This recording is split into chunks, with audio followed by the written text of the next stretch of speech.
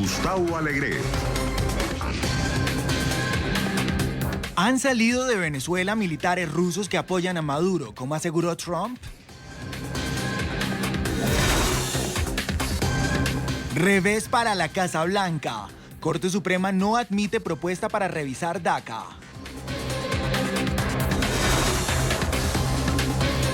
Y multitudinarias marchas contra el machismo y la violencia machista en Argentina. Un problema regional. Comienza Club de Prensa con Gustavo Alegret.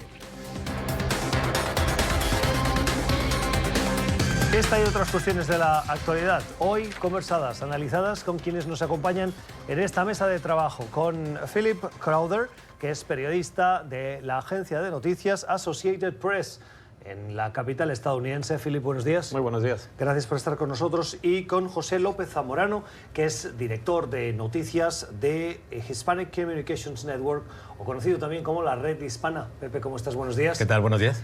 Gracias por acompañarnos. Bienvenidos a esta mesa de trabajo, a este club de prensa que ahora comienza, en la que hace unos minutos nos fijábamos en lo que sucedía en el Reino Unido, esa rueda de prensa conjunta. Rueda de prensa bien breve, un par de preguntas para la prensa local y un par para la prensa visitante, en el que Theresa May y el presidente estadounidense Donald Trump mostraban una sintonía, una relación cordial, afectiva, sonrisas, a pesar de las críticas del presidente Trump a esa gestión del Brexit que tantos dolores de cabeza le ha dado a Theresa May y que ha terminado con su renuncia. Si bien es una rueda de prensa de alto nivel, Theresa May está de salida. El presidente Trump ha hecho un guiño a quien tiene que sucederle, ha apostado por Boris Johnson, Philip, y además le ha dicho al Reino Unido que tiene que apostar por el Brexit duro, sin acuerdo, y no pagar los 40.000 millones de dólares, creo que son de esa salida, de esa negociación conjunta. Y esto se produce cuando faltan 2 días para que Donald Trump coincida con otros líderes europeos en la celebración del desembarco de Normandía. ¿Un despropósito diplomático?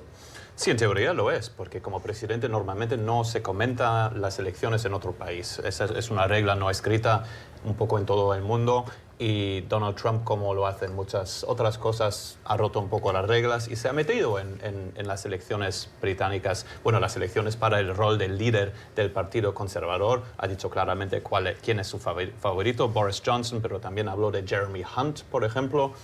No se suele hacer, pero bueno, Trump es una persona que se mete un poco en todas. Él quiere un Brexit duro porque yo creo más que nada es por lo que le han contado sus amigos más cercanos británicos, entre los que está Nigel Farage, el jefe ahora del nuevo partido, del Brexit Party, que ganó tantos asientos en las elecciones europeas últimamente. Nigel Farage es una persona que pasa bastante tiempo aquí en Washington, se ve con el presidente americano, le susurra al oído, y creo que por eso le gusta bastante a Donald Trump el Brexit. Incluso participó en algunos eventos de campaña del presidente Trump. Sí, lo hizo. Donald Trump, lo que también comentó en esta conferencia de prensa es interesante. Siempre hablamos un poco de las mentiras del presidente. Él habla de fake news. Esta vez él mintió un poco también, porque muchas veces dice que él pronosticó, que él sabía que el Brexit iba a pasar. La realidad es que lo comentó un día después. Pero bueno, él es un aficionado, digamos, del Brexit, porque forma parte de un movimiento, digamos, casi mundial, no necesariamente de ultraderecha, pero un movimiento, digamos, anti-establishment, como decimos aquí en Estados Unidos, y por eso a él le gusta gente como Boris Johnson. Tú estabas hablando de la amistad con Theresa May. No creo que sea una amistad que va a durar mucho.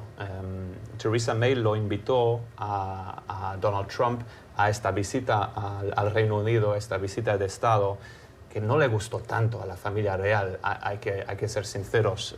Yo creo que la reina británica no le gustó tanto ser anfitriona del presidente americano. Fue un fallo, creo, de la parte de Theresa May, de la primera ministra británica, cuando invitó a Donald Trump a Londres como invitado estatal del Reino Unido. Lo hizo cuando ella estuvo aquí en la Casa Blanca. Fue la primera jefa de gobierno o jefa de Estado que vino a visitar a Donald Trump aquí a la Casa Blanca, y en este momento hizo esta invitación.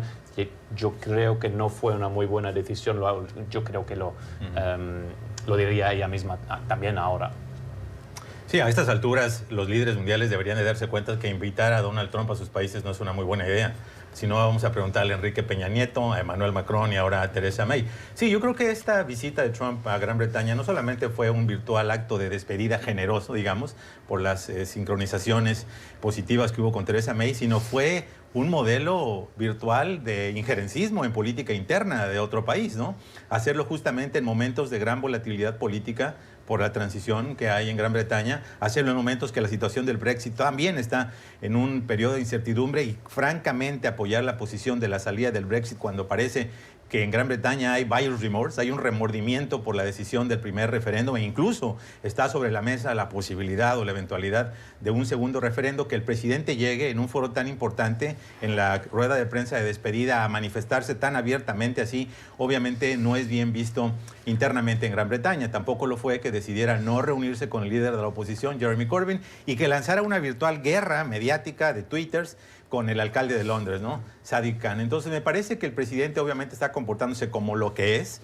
Intentó enterrar muchos de los diferendos de fondo que existen con Gran Bretaña. Por ejemplo, el tema de cómo lidiar con Irán, el tema de las discrepancias sobre la cooperación con la OTAN, el tema de la confrontación del Estado Islámico, fueron temas que quedaron básicamente como en un segundo plano, cuando en realidad definen y le dan forma y fondo a lo que es esta presunta relación especial que siempre le quieren asignar los dos países. Creo que lamentablemente fue una visita desafortunada, creo que va a tener más consecuencias negativas, deja más ruido en el medio ambiente que aclarar el panorama y por lo tanto yo creo que ese es un punto negativo igual para el legado de Theresa May. Habrá que ver lo que pasa en esta celebración del desembarco de Normandía. Esa alianza en 1944, se cumplen 75 años de la alianza de Canadá, Estados Unidos y el Reino Unido para recuperar Europa del Tercer Reich, la Alemania nazi. Pero el presidente Trump también se ha referido a México. Ha dicho varias cosas. Ha dicho que, por un lado, esos aranceles, esa amenaza de aranceles que tienen que entrar en vigor el próximo 10 de junio de este mes, la que viene, ha dicho que la amenaza de los republicanos en el Congreso de avanzar una medida legislativa que evite la entrada de esos aranceles, no se la cree. El presidente Trump es republicano, pero las políticas de aranceles no son santo de la devoción de los republicanos. Y ha insistido que México debe recuperar el país, dice en sus propias palabras, recuperar el país de los cárteles, de la droga, de los coyotes.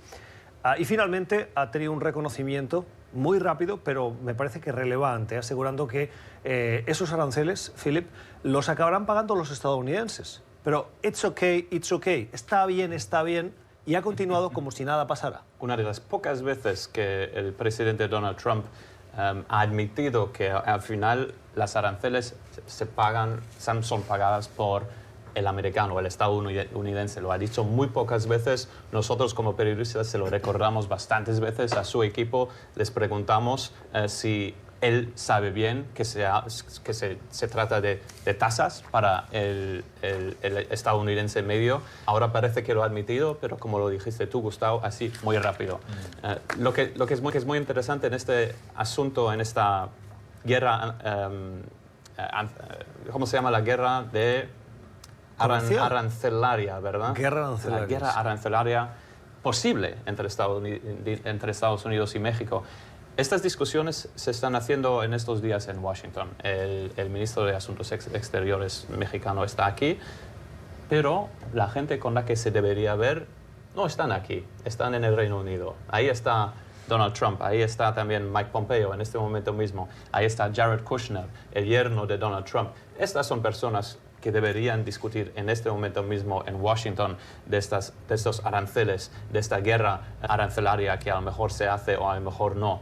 Y también vemos opiniones muy, muy diferentes en este momento mismo, hoy mismo, entre Estados Unidos y México.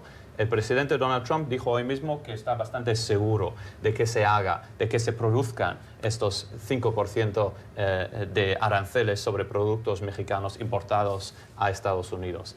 Al mismo tiempo está Marcelo Ebrard, el ministro de Asuntos Exteriores mexicano, aquí en Washington, y según él, según lo que dijo esta mañana mismo, tiene un 80% de seguridad de que no se haga de que no se produzcan estos 5%, el primer paso de estos aranceles. Así que hay puntos de vista muy diferentes ahora mismo entre Estados Unidos y México. La voz de Donald Trump sigue siendo una voz dura en cuanto a la política inmigratoria, en cuanto a la política con Mexicano.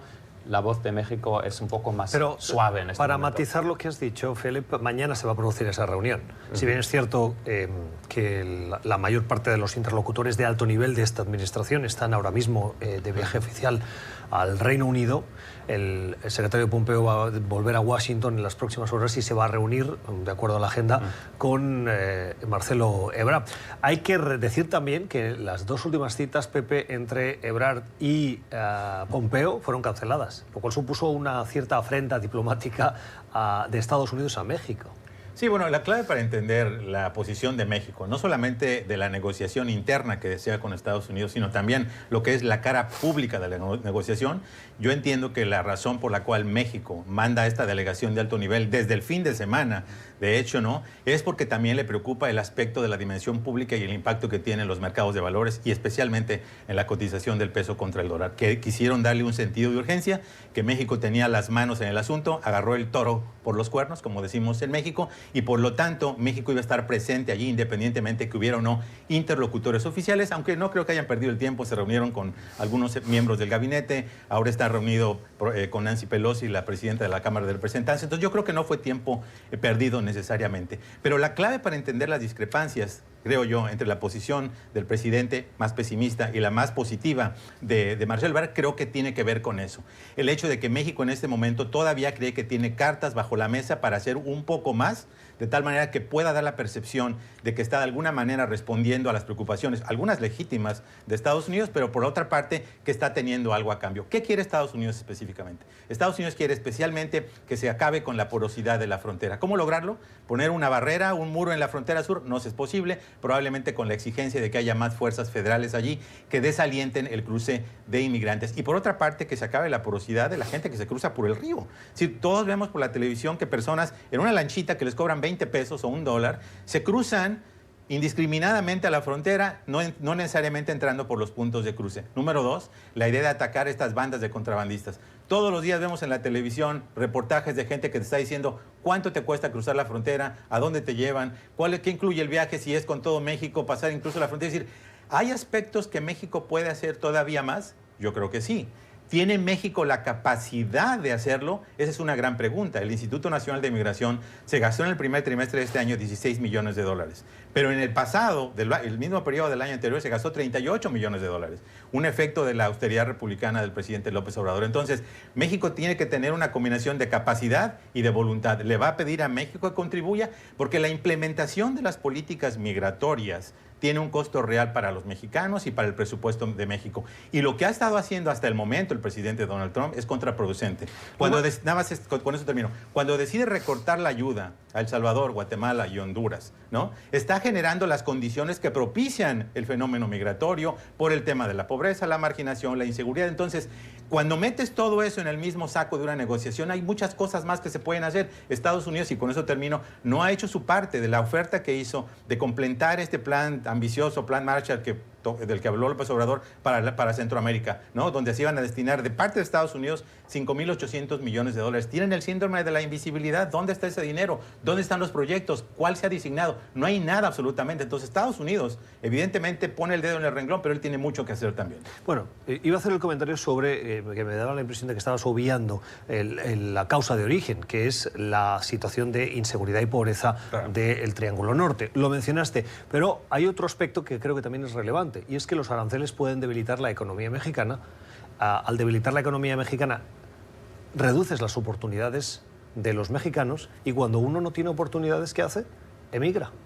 Y si bien ahora la preocupación son los migrantes que vienen del Triángulo Norte, puede haber un incremento, gracias a esos aranceles, no a corto, pero a medio o largo plazo, de mexicanos que quieren regresar a Estados Unidos. Por lo tanto, no solo recorta la ayuda de Centroamérica, sino que además le pone las bases para que haya nuevos mexicanos que quieran buscar un futuro en Estados Unidos y, por lo tanto, incrementar no solo el flujo de Centroamérica, sino también de México. Lo que no tenemos en este momento es una idea muy clara de lo que quiere Estados Unidos. Lo que es bastante increíble cuando la delegación mexicana está aquí en Washington, van a haber discusiones a muy alto nivel ya probablemente mañana. No sabemos exactamente, no existe un documento en el que Estados Unidos dice claramente lo que quieren de la parte de México. Porque todo lo que tenemos es una declaración del presidente americano. Una declaración larga, pero que no decía claramente lo que quiere Estados Unidos de México.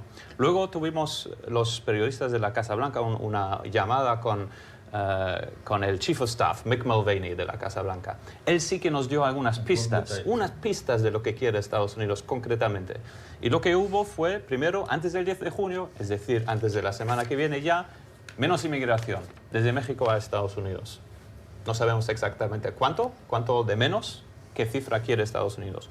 Luego, el segundo pedido de la parte de la Casa Blanca parece, según Mick Mulvaney, no según un documento oficial, es una frontera con Guatemala, no necesariamente cerrada, pero una frontera más reforzada. Más reforzada. Yo creo que muy probablemente es posible hacerlo, pero bueno, tampoco sabemos exactamente cómo se va a calcular eso. Y luego, la Casa Blanca tenía un pedido bastante... que no estaba muy claro en esta llamada tampoco. Quería que el asilo fuese más difícil para inmigrantes que pasan por México a Estados Unidos hoy. Y parece que Mick Mulvaney y la Casa Blanca estaban hablando de México como tercer país seguro potencialmente. Esos son los pedidos, parece que tiene la Casa Blanca más o menos claras.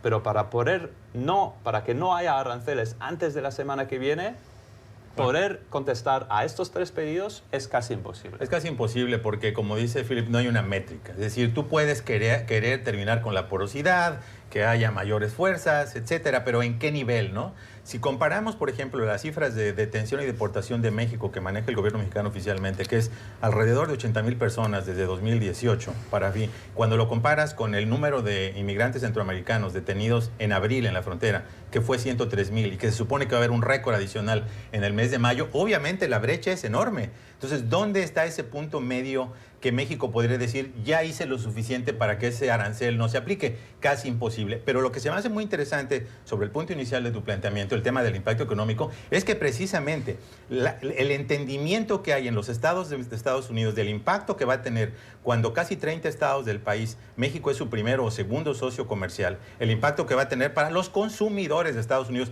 Olvídate del impacto para la economía mexicana, que va a ser durísimo. Para los consumidores de Estados Unidos se entiende por qué razón en este momento hay una especie de inicio y gestación de un movimiento no de demócratas, sino de republicanos, que están buscando justamente llevar nuevamente a voto el tema de sustento de esa decisión, que es la declaratoria de emergencia nacional, porque ahí está basada, ¿no? Y que si son capaces de conjuntar una alianza suficientemente fuerte, como la que hubo para el TLC en 1993, de demócratas, moderados, republicanos, pueden rebasar el veto presidencial, porque realmente sabemos que históricamente los republicanos no tienen estómago para esto de las guerras comerciales. Son el partido de libre comercio, son el partido de la sociedad de mercados. No les gusta en sus principios lo que está haciendo Donald Trump, que en ese sentido está muy alejado de los republicanos. Entonces, podríamos ver una gran sorpresa política en Washington si la persistencia de Trump de los aranceles empieza a tener un efecto tangible en aquellos estados tan importantes. Los legisladores necesariamente, demócratas y republicanos, van a reaccionar.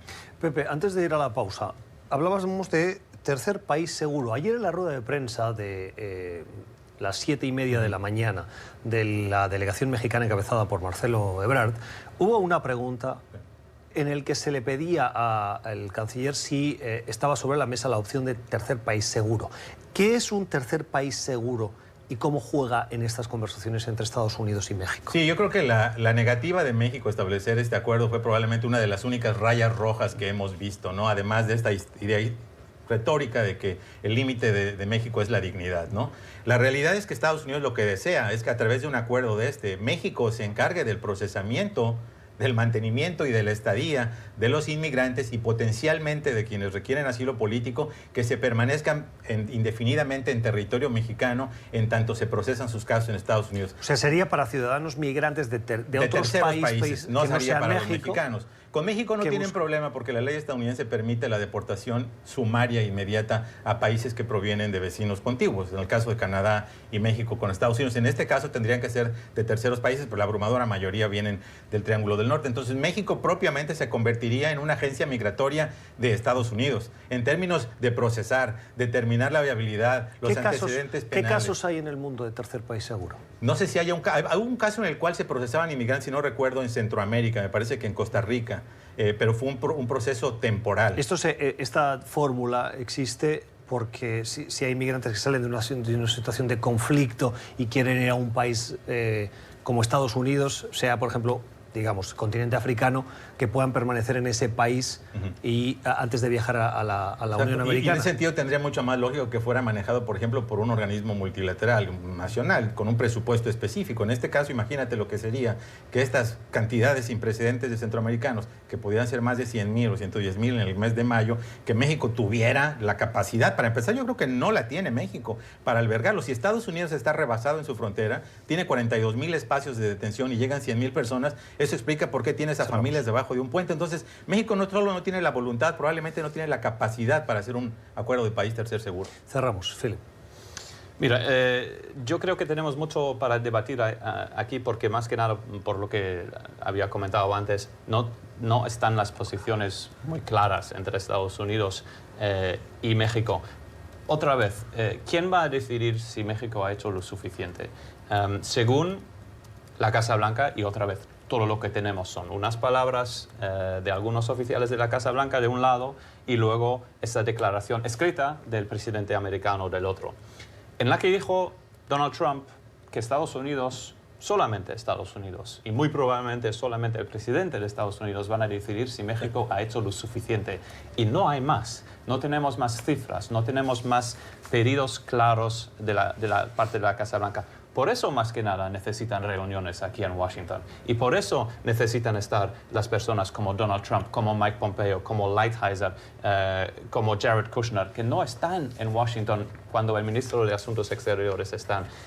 Y que además podrían ser un contrapeso, porque sabemos por el gran reportaje que ha estado haciendo New York Times y Washington Post que muchos de este círculo de colaboradores cercanos del presidente no estaban necesariamente de acuerdo con la decisión o con la manera en que la implementó o con el timing. Entonces eso le podría ser una ventaja, una palanca en la negociación con México. ¿Pero con quién entonces México va a hablar? ¿Con alguien que no está de acuerdo con el presidente? Eso no va a funcionar, porque el presidente americano, como lo sabemos desde hace 2 años, es el que decide.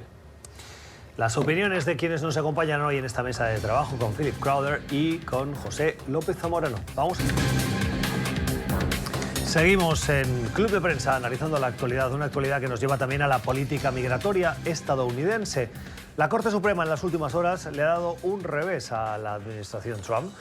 El gobierno de Estados Unidos le pidió a la Corte Suprema tomar en consideración de manera urgente la intención de esta administración de terminar con el programa conocido como DACA, que da protección de la deportación y además ofrece una serie de prerrogativas como el permiso de trabajo a los conocidos como jóvenes soñadores, que son alrededor de unos 700.000 que se benefician de este programa. El programa lo aprobó Barack Obama y esta administración quiso terminarlo, pasándole la patata caliente al Congreso para buscar una solución para estos conocidos como jóvenes soñadores. Dice la Corte Suprema que no es urgente, dice la Corte Suprema que tomará la decisión en otoño, cuando anuncian todos los casos, y podría, Pepe, darse la opción que la Corte Suprema decidiese no aceptar el caso, porque está entre sus prerrogativas, entre otras cosas porque ya se ha posicionado antes sobre este tema.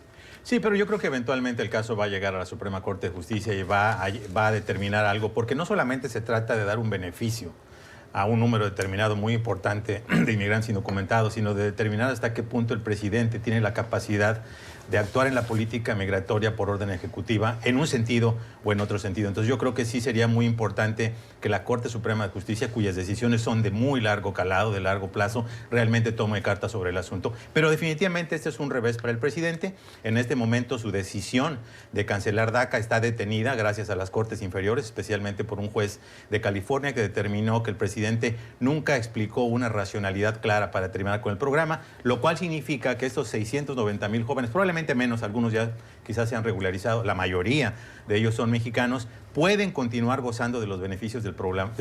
El problema es que no puede haber nuevos admitidos.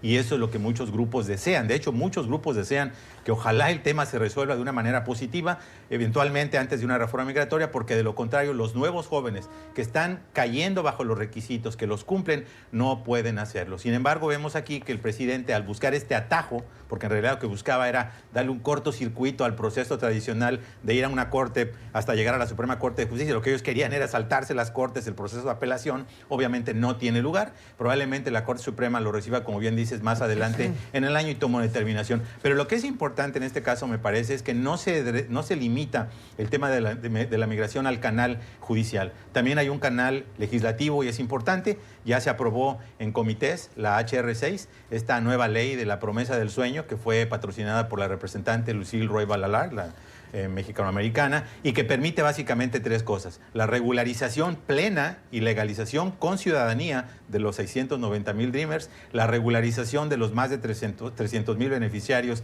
del programa de protección temporal, este programa generado en 1990 que dio protección especialmente a centroamericanos que venían escapando de la guerra civil, de los desastres naturales, pero también a algunos países africanos, y que fue también suspendido por el presidente, y además daría los beneficios a los inmigrantes que están afectados por estas llamadas acciones diferidas de deportación.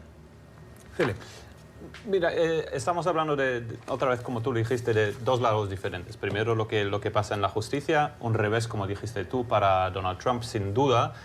Porque lo que quiere Donald Trump, y lo hemos visto con muchos otros casos, él quiere que los casos lleguen a la Corte Suprema lo más rápidamente posible. ¿Por qué? Porque ahora tiene una mayoría conservadora en la corte más importante del país. Es decir, que el presidente lo que quiere en los dos próximos años, durante su primer mandato como presidente, quiere que los casos lleguen lo más rápidamente posible porque tienen muchas oportunidades de ganar. Se ha quedado frustrado otra vez, como muchas veces este presidente, por la justicia americana. Es decir, por eso el caso de DACA pasa por las cortes de menor instancia, como tú dijiste, como suele ser el caso. Luego, hablando del lado legislativo, lo que todavía no hemos comentado es, como siempre, hay que tener en cuenta que en la Cámara de Representantes estas propuestas demócratas pueden pasar. Estos proyectos de ley pueden pasar sin problema la mayoría de veces. Luego, en el Senado es otra historia, porque el Senado sigue siendo controlado por republicanos. Y luego, claro, hay un paso más, como siempre, necesitamos la firma del presidente, que en este caso yo creo tampoco existiría la firma del presidente para un proyecto de ley como este. Esas cosas se tienen que hacer. Hay que crear proyectos de ley, tienen que pasar por la Cámara de Representantes para mostrar que la mayoría de demócratas y a lo mejor algún republicano están de acuerdo, pero luego la derrota está casi asegurada. Pero lo que nos da por lo menos, lo que les da a los demócratas por lo menos, si hay un presidente en el año 2020 demócrata, existen estos proyectos de leyes para poder trabajarlos lo más rápidamente posible. Esta es una de las razones para hacerlos. El programa de DACA sigue existiendo, como dijiste, muy frustrado el presidente porque la idea de cerrar todo lo que es DACA fue en septiembre del 2017, fue hace mucho tiempo. Así que el presidente se ha quedado frustrado bastante tiempo ya. Vamos a cambiar de asunto. Hablemos de Venezuela. Se han producido informaciones contradictorias en las últimas horas desde que el Wall Street Journal publicó una información que llamó la atención de los que conocen la realidad venezolana. Aseguraba el rotativo económico de Nueva York que Rusia había retirado gran parte de sus efectivos de Venezuela y le quitaba de esta manera un cierto apoyo al gobierno de Nicolás Maduro. A las pocas horas escuchamos una matización por parte de la empresa Rostec, que es la que ofrece esa ayuda en temas militares, en capacitación de armamento, en asesoría a los militares venezolanos, etcétera, diciendo que las informaciones del Wall Street Journal no eran precisas, y poco después el presidente Donald Trump tuiteó que Rusia nos acaba de informar que ha retirado todo su apoyo, dando por buena la información que daba el Wall Street Journal. Hasta el punto de que ahora mismo hay una cierta confusión sobre la mesa, Philip, sobre qué está pasando con Rusia en Venezuela y si esto se trata de una guerra de narrativas o es realmente una decisión estratégica por parte de Putin para satisfacer a Estados Unidos en una negociación que, como nos decía ayer un analista, podría acabar involucrando cuestiones en Ucrania, si es que tiene sentido. Una negociación que en este momento no existe entre Estados Unidos y Rusia y Venezuela. No hay ningún tipo de... Pero sí de conversaciones discusión entre Lavrov y Pompeo. Sí, eso sin duda, sí, pero no creo que se pueda hablar de una negociación en cuanto a lo que pasa en Venezuela. Lo que yo quiero saber más que nada es de dónde tiene el presidente Trump su información. Es una pregunta que nos hacemos muchas veces. Porque su tweet, muy corto, pero fue una frase bastante clara de su parte en la que dice que Rusia le ha informado que ya una gran parte de los militares rusos ya se han ido de Venezuela.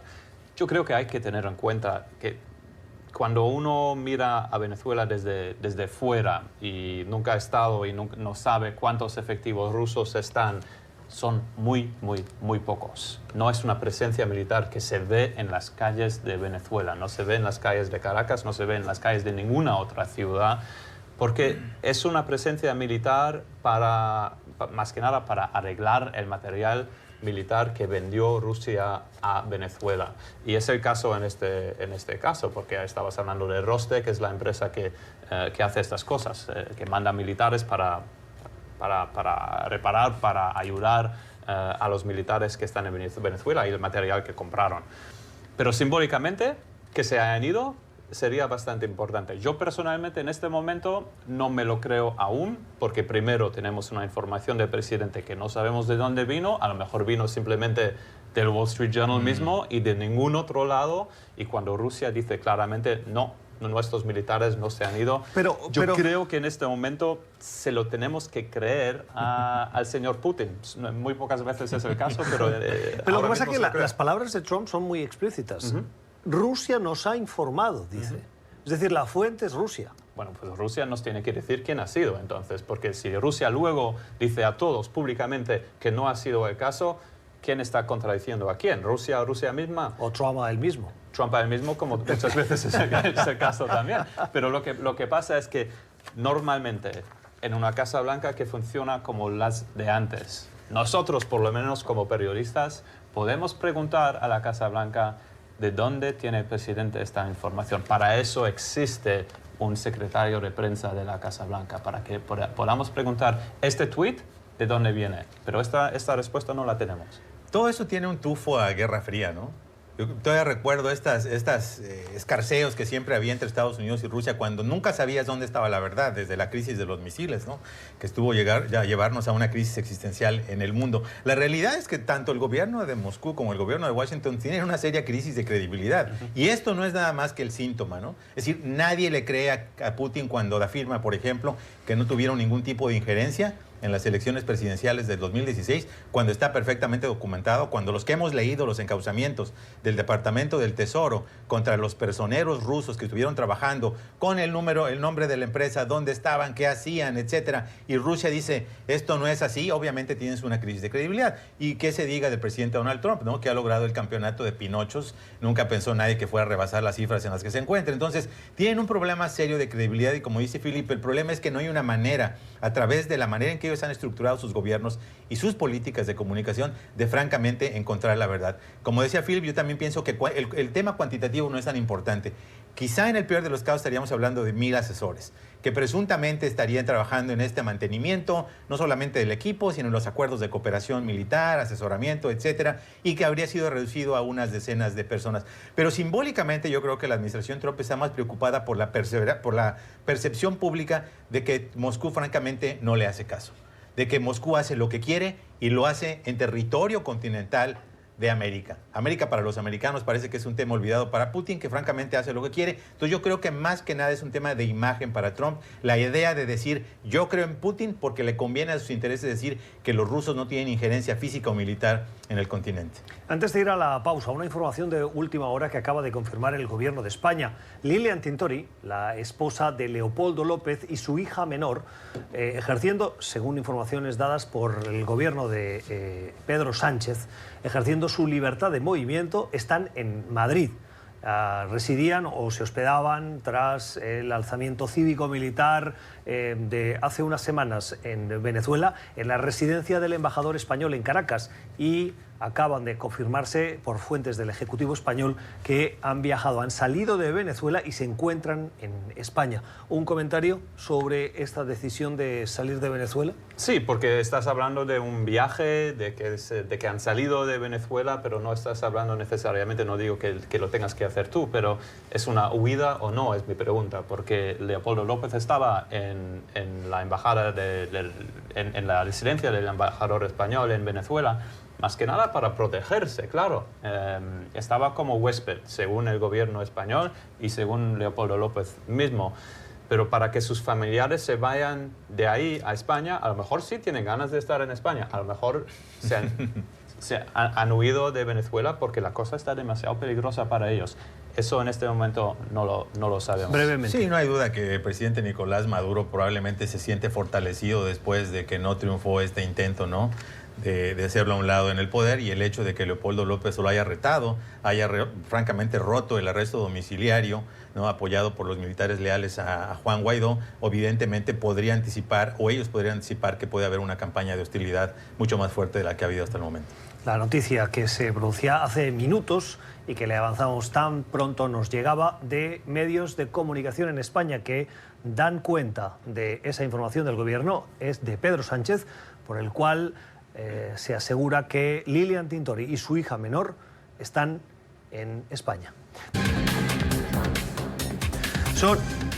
Son grandes empresas, orgullo de muchos estadounidenses. Amazon, Google, Facebook, empresas tecnológicas que ahora la Comisión Federal del Comercio y el Departamento de Justicia les quieren abrir una investigación.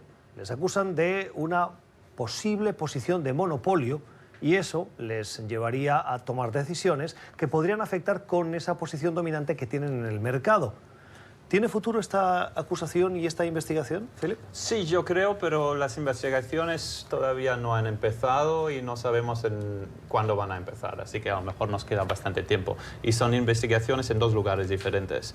Una en la Comisión Federal del Comercio y la otra en el Departamento de la Justicia. No sé cuál va a ser más rápido, pero sí que tienen futuro, porque no sé si hay una mayoría de americanos o una mayoría política que quiere que se investiguen estas empresas por situación de monopolio. Pero lo que me parece interesante hablando de política es que, por ejemplo, estas investigaciones se han pedido desde hace mucho tiempo de una parte de la izquierda americana. Por ejemplo, Elizabeth Warren, candidata a la presidencia de la parte de los demócratas. Pero luego su contrario, Donald Trump, en este caso, a él tampoco le gustan estas empresas. Sabemos que no le gusta Amazon y su situación de monopolio. Sabemos que no le gustan las grandes empresas de Silicon Valley como Google, como Facebook. Así que es interesante que vemos de una cierta manera dos extremos políticos que quieren lo mismo, que se investiguen estas grandes empresas. Unas investigaciones que de cierta manera creo que ya se han hecho en la Unión Europea. No necesariamente solo por una situación de monopolio, pero los Google, Amazon y Facebook de este mundo ya se han visto cibladas por la Comisión Europea y por la señora Vestager, que es la comisaria en cuanto a competición en la Unión Europea. De comercio. Así que yo veo una situación bastante similar, no me la esperaba, la verdad, de la parte de Estados Unidos. Pero cuando miramos la política, sí que hay apoyo de los dos lados de la política americana. Como contexto, lo que la Unión Europea acusa a estas grandes empresas es de favorecer sus intereses. Por ejemplo, cuando usted busca un producto en Google lo que hace es, aplica un algoritmo que le da los mejores resultados. Lo que ha demostrado la investigación de la Unión Europea es que esos resultados estaban manipulados de alguna manera para que productos que a Google le interesaba por sus otros intereses empresariales aparecieran primero. Y esto pasaba igual con Amazon, que por intereses de empresa, para tener un mayor beneficio, aparecían productos no listados por la categoría que usted solicitaba, sino por los intereses empresariales, mostrándolos como una búsqueda transparente y con un criterio que no se adecuaba al que le estaba mostrando. Sí, totalmente. Es decir, no se necesita ser un experto en monopolios para saber que Amazon, Google y Facebook son monopolios. O sea, esa es una realidad. La pregunta es si llevan a cabo prácticas monopolísticas que de alguna manera le ponen en desventaja a posibles competidores que están buscando incursionar en los mercados. Y probablemente la respuesta es sí hacen todo eso. Porque todo lo que hemos visto es justamente buscar un dominio del mercado. Cuando tú buscas en Amazon un producto, te consiguen el producto en cualquier parte del mundo. Ahora te lo entregan en 1 hora en tu casa. Y realmente Amazon en Estados Unidos no tiene competencia. Si ves el mercado de las búsquedas en línea, sabes que Google realmente domina. Y no solamente domina las búsquedas, domina el mercado de publicidad mundial. Para el público en general. Es decir, antes un periódico, el 90% de su publicidad venía de medios impresos. Ahora todo el 90% de la publicidad va hacia las redes sociales, lo cual ha generado todo un cambio de paradigma incluso en los medios informativos de cómo se pueden financiar, porque realmente ha cambiado el flujo de la publicidad. Y cuando ves en Facebook, en términos de redes sociales, el control que tiene de Facebook y la manera en la que ha ido adquiriendo empresas para controlar incluso, por ejemplo, las comunicaciones, las fotografías, el intercambio de imágenes, realmente muchos podrían creer que es monopolístico. Aquí el problema que yo veo es que Trump siempre ejerce una indignación selectiva. Es decir, lo que ocurre aquí es que si bien es verdad que estas empresas probablemente merecerían ser investigadas para beneficio del público consumidor, que tengan mucho más derecho a determinar qué se hace con su información, con su privacidad, aquí lo que vemos es que coincide en que estas empresas son críticas de Donald Trump. Y lo han sido críticas, y no solo eso, hay un poco de hipocresía, porque Trump se valió especialmente de Facebook para realmente hacer una segmentación tan sofisticada del mercado electoral en Estados Unidos que le permitió ganar, y está haciendo lo mismo en este momento justamente para reelegirse en 2020. Entonces, por una parte se beneficia de esas empresas, por una parte las utilizas, pero además para consumo público las investiga porque cree que son monopolios, de tal manera que le pongan menos trabas a lo que probablemente él quiera hacer con las empresas para difundir su mensaje electoral en el 2020. Y está el elemento del Washington Post. La batalla que Donald Trump está librando con los medios de comunicación que no le son afines en Estados Unidos, tiene entre uno de ellos al Washington Post, que forma parte de Jeff Bezos, que es el propietario y fundador de Amazon. Sí, yo creo que nunca se puede olvidar durante la era de Donald Trump las historias personales. En este caso, a lo mejor no las hay tantas. No hay una enemistad entre Donald Trump y los jefes de Google necesariamente. No son enemigos Donald Trump y los jefes de Facebook. Pero sí lo que pasa es que por el hecho de que no le hayan dado apoyo, como sí lo hicieron, claro, por ejemplo, los artistas con Barack Obama, eso ya es un motivo de enemistad para él. Sí, todo es personal, pero en el caso de Amazon yo creo que tienes razón, porque el Washington Post no forma parte de Amazon, pero sí pertenece a Jeff Bezos, el mismo propietario de Amazon y Washington Post. Y ya lo hemos visto en muchos tweets de la parte del presidente. Él odia a Jeff Bezos. Primero, porque tiene el Washington Post. Segundo, a lo mejor primero, más que nada, porque Jeff Bezos tiene más dinero que Donald Trump. Más rico. Eso le duele muchísimo. Le duele muchísimo a Donald Trump. Así que necesita un cierto tipo de revancha. Yo no sé si aquí se trata realmente de un caso de revancha. Yo creo que es una investigación que a lo mejor un presidente demócrata también habría hecho. Vamos a la última pausa. Se cumplen 30 años de la conocida como masacre de Tiananmen, que ha pasado desapercibida a su juicio. Se cumplen 30 años de la que se llama masacre de Tiananmen, un grupo de estudiantes, intelectuales, pero también ciudadanos chinos en general que tomaron las calles y particularmente la plaza de Tiananmen en Beijing, en China, para pedir cambios, reformas, apertura y el fin de la represión. El gobierno chino entonces no solo no escuchó esas demandas, sino que decidió enviar a la infantería y a los tanques para reprimir. Y eso supuso un punto de inflexión, no para bien, sino precisamente todo lo contrario. Para aumentar y mantener esa represión, ya llevamos 3 décadas, una represión, Pepe, que se mantiene. No solo no escuchó las quejas, sino no entendió la lección. Hace unos días el ministro de Defensa chino, Wei Fenghe, que estaba en Singapur, cuestionado sobre las lecciones de Tiananmen, dijo: ¿cómo pueden decir que China no manejó el episodio de Tiananmen como corresponde? Se trató de un episodio de agitación política y el gobierno central tomó medidas para acabar con la turbulencia. Evidentemente eso explica por qué razón China tiene un desarrollo con este gran dilema, ¿no? Por una parte se convierte en la segunda economía del planeta, en una potencia económica, en una potencia incluso innovadora en inteligencia artificial, en manejo de drones, etcétera, etcétera, mientras que al mismo tiempo no hay casi ningún avance en materia de libertades, de protección a los derechos humanos, de las garantías individuales. La Associated Press hizo un muy interesante reportaje precisamente de los 30 años, donde muestra que la represión continúa, que básicamente el Partido Comunista y el gobierno chino actúa sin ningún tipo de contrapeso. El señor Xi Jinping, considerado el líder más poderoso de una generación, podría ahora reelegirse indefinidamente. Realmente es un caso de este gran dilema. ¿Tiene que ser un país autoritario para que pueda haber desarrollo económico? Yo creo que no. Lamentablemente, por lo que vemos, el liderazgo chino opina lo contrario.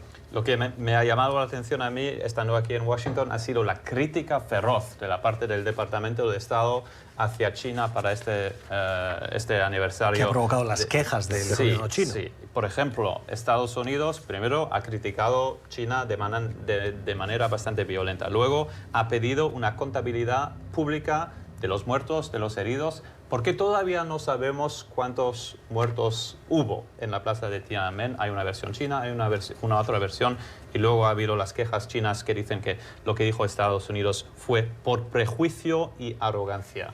Así que este aniversario viene cumplido con otra vez problemas diplomáticos entre Estados Unidos y China. Esas críticas a la violación de los derechos fundamentales en China, mientras, por otro lado, se siguen haciendo negocios con el gigante asiático como si nada pasara. ¿Es la doble moral?